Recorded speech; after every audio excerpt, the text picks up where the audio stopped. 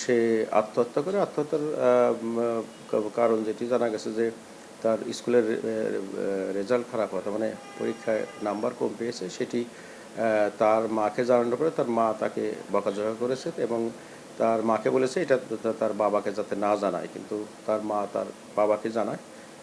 সেই অভিমান থেকে সে আত্মহত্যা করেছে বলে প্রাথমিকভাবে আমরা জানতে পারি এবং সেই বিষয়টি নিয়ে আমাদের কদমতলী থানায় অস্বাভাবিক মৃত্যু মামলা নেওয়া হয়। নিয়ে তাকে, তার বাবা কোনো অভিযোগ না থাকাতে তার লাশ নিয়ে যায় এবং নরসিংদীতে তাকে দাফন করে ফেলে।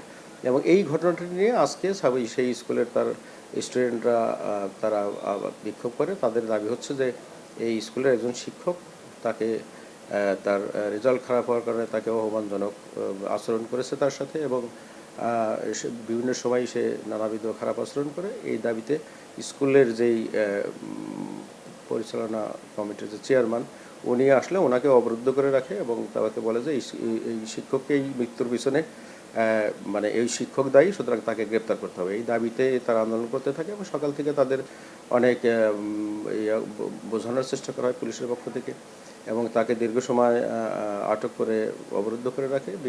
বিকালের দিকে যখন পুলিশ তাকে সেই অবরুদ্ধ অবস্থা থেকে উদ্ধার করতে যায়, তখন পুলিশের কাছ থেকে তারা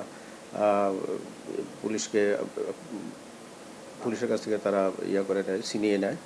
তারপরে পুলিশ আবার তাদের কাছ থেকে উদ্ধার করতে গেলে তাদের মধ্যে একটা সংঘর্ষময় অবস্থার তৈরি হয়। তো সেই অবস্থা থেকে অবশ্য তাকে উদ্ধার করা হয়েছে এবং তাই সেই চেয়ারম্যান কিছুটা আহত এবং পুলিশও কিছু তাদের ছাত্রছাত্রীর পাটকেলের নিক্ষেপে পুলিশও কিছুটা কয়েকজন আহত আছে।